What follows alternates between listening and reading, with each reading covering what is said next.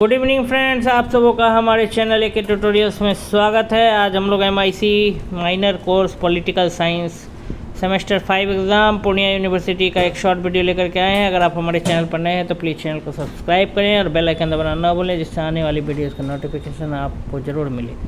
आज का हमारा टॉपिक है महालेखा एवं गणना परीक्षक कैग के कार्य। Controller and auditor general CAG CAG के कार्य, उसका वर्क को जानना है। वर्क ऑफ CAG, बहुत बड़ा पोस्ट होता है CAG, controller and auditor general CAG। Controller COMPTROLLER controller and auditor general CAG, इसके कार्य को हमको जानना है। इस पद का क्या क्या कार्य है। महालेखा एवं गणना परीक्षक के कार्य।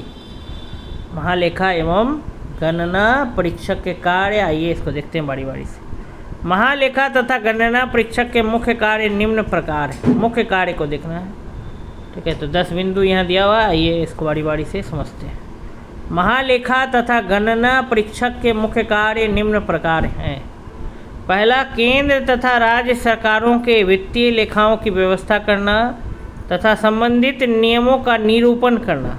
केंद्र सरकार और राज्य सरकार जो भी वित्तीय लेखा है, ठीक है, फाइनेंशियल जितना भी लेखा है उसकी व्यवस्था करना तथा संबंधित नियमों का क्या करना, निरूपण करना। केंद्र सरकार और राज्य सरकार के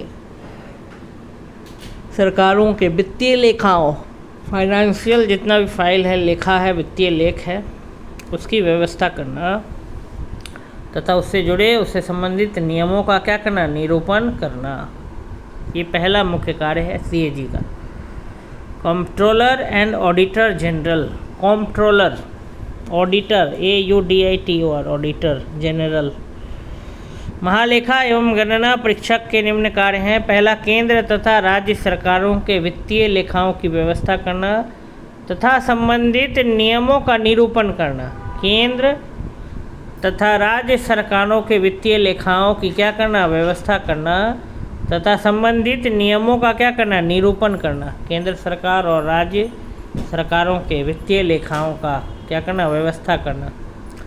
दूसरा, उत्तर प्रदेश, पंजाब तथा मद्रास के अतिरिक्त अन्य सभी राज्यों के ग्राम पंचायतों के वित्तीय प्रशासन में हस्तक्षेप, निर्देशन तथा पूर्ण नियमन करना। UP, पंजाब और मद्रास के अलावे अन्य सभी राज्यों के ग्राम पंचायतों के वित्तीय प्रशासन में इंटरफेयर करना, हस्तक्षेप करना, डायरेक्शन देना तथा पूर्ण नियमन करना। प्रत्येक प्रशासनिक अभिकरण के अनुचित धन संग्रह पर निषेधात्मक नियंत्रण रखना तथा व्यय के लिए संचित कोष से धन देने से पूर्व अनुमति देना। प्रत्येक प्रशासनिक अभिकरण मतलब जितने भी फाइनेंशियल इंस्टीट्यूशन हैं, प्रशासनिक अभिकरण हैं, उनके अनुचित धन संग्रह, अगर गलत तरीके से धन को जमा किया गया है, उस पर रोक लगाना। निषेधात्मक नियंत्रण, उस पर कंट्रोल करना, उस पर प्रोहिबिशन कंट्रोल करना, नियमित करना। प्रत्येक प्रशासनिक अभिकरण के अनुचित धन संग्रह पर निषेधात्मक नियंत्रण रखना तथा व्यय के लिए, खर्च के लिए संचित कोष से, जमा कोष से धन देने से पहले अनुमति देना। प्रत्येक प्रशासनिक अभिकरण के अनुचित धन संग्रह पर निषेधात्मक नियंत्रण रखना तथा व्यय के लिए संचित कोष से धन देने से पूर्व अनुमति देना, परमिशन देना। चौथा है, केंद्र तथा राज्य सरकारों के धन संबंधी अभिलेखों का आवश्यक परीक्षण करना, जांच करना। केंद्र सरकार और राज्य सरकार जितने भी मनी से रिलेटेड जुड़े हुए अभिलेख हैं, उन सब का आवश्यक परीक्षण करना तथा ऋण, लोन, लाभ, प्रॉफिट, शेष धन, रिमेनिंग बैलेंस आदि वित्तीय स्थिति का क्या करना, परीक्षण करना। केंद्र सरकार और राज्य सरकार का धन संबंधी जितना भी अभिलेख है उसका आवश्यक परीक्षण करना, जांच करना, और केंद्र और राज्य का कोई जितना ऋण है, क्या लाभ हुआ, शेष धन, ये सब की स्थिति का क्या करना, परीक्षण करना। प्रत्येक वित्तीय वर्ष के अंत, हर फाइनेंशियल ईयर के अंत तक, फाइनेंशियल ईयर कहने का मतलब मार्च में, हर साल मार्च टू मार्च होता है। जैसे फाइनेंशियल ईयर 2025-26 लें या 2026-27 लें, तो अभी 2026-27 चल रहा है, मार्च 26 जब बीता तो अप्रैल से 1 अप्रैल 2026 से लेकर के 31 मार्च 2027 तक वो क्या कहलाएगा? फाइनेंशियल ईयर 2026-27 कहलाएगा, वित्तीय वर्ष।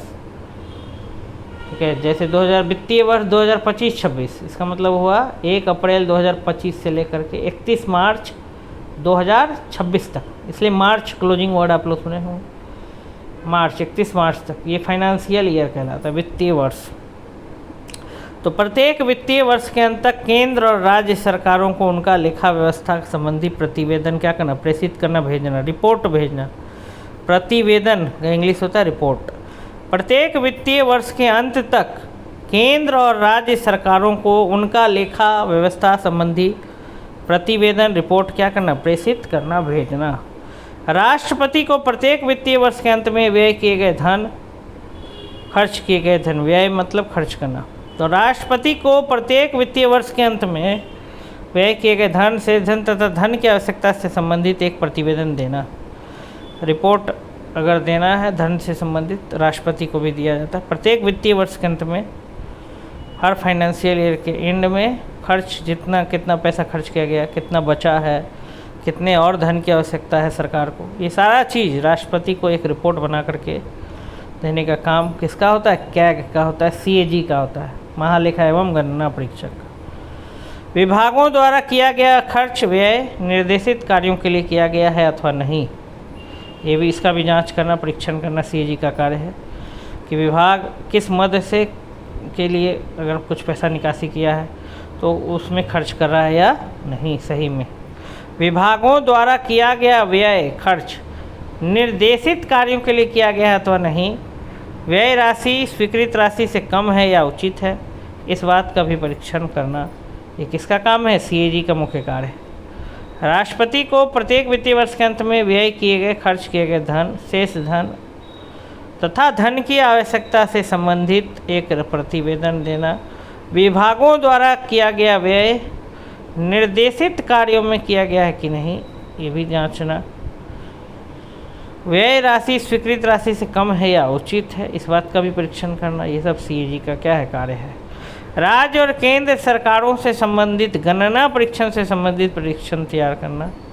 राज्य सरकारों को वार्षिक वित्तीय प्रतिवेदन तैयार करने के लिए आवश्यक सूचनाएं उपलब्ध कराना, ये भी काम है CAG का कि राज्य सरकार अगर फाइनेंशियल रिपोर्ट तैयार कर रही है वार्षिक का, तो उसको तैयार करने में अगर कोई इम्पोर्टेंट कोई अगर सूचना चाहिए तो ये भी CAG क्या करती है? राज्य सरकारों को उपलब्ध कराती है। राज्य सरकारों को वार्षिक वित्तीय प्रतिवेदन तैयार करने के लिए, annual report, financial annual report को तैयार करने के लिए जो भी आवश्यक सूचनाएं हैं वो सूचनाएं उपलब्ध कराने का काम CAG करती है।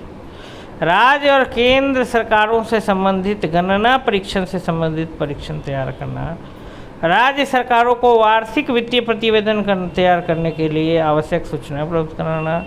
अनुदान मांगों के रूप में प्राप्त धनराशि प्राप्त करने के लिए प्रशासकीय विभागों को स्वीकृति प्रदान करना। अनुदान मांग के रूप में जो भी धनराशि प्राप्त अगर करना है तो प्रशासकीय विभागों को क्या करना? स्वीकृति देना।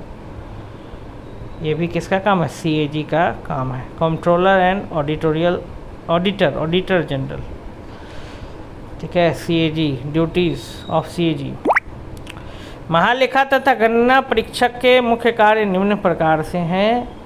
पहला, केंद्र तथा राज्य सरकारों के वित्तीय लेखाओं की व्यवस्था करना तथा संबंधित नियमों का क्या करना? निरूपण करना, फ्रेम करना, नियम बनाना। केंद्र और राज्य सरकारों के वित्तीय लेखाओं की व्यवस्था करना तथा संबंधित नियमों का निरूपण करना। दूसरा, उत्तर प्रदेश, पंजाब तथा मद्रास के अतिरिक्त अन्य सभी राज्यों के ग्राम पंचायतों के वित्तीय प्रशासन में हस्तक्षेप, निर्देशन तथा पूर्ण नियमन करना। प्रत्येक प्रशासनिक अभिकरण के अनुचित धन संग्रह, गलत तरीके से अगर धन जमा किया गया है कोई भी फाइनेंशियल इंस्टीट्यूशन के द्वारा तो उस पर निषेधात्मक नियंत्रण रखना। निषेधात्मक एकदम मना करना, निषेध मतलब होता है मना करना, निषेधात्मक नियंत्रण रखना तथा व्यय के लिए, खर्च के लिए संचित कोष से जमा कोष से धन देने से पहले पूर्व अनुमति देना। केंद्र तथा राज्य सरकारों के धन संबंधी अभिलेखों का आवश्यक परीक्षण करना तथा ऋण, लोन, लाभ, शेष धन आदि वित्तीय स्थिति का परीक्षण करना।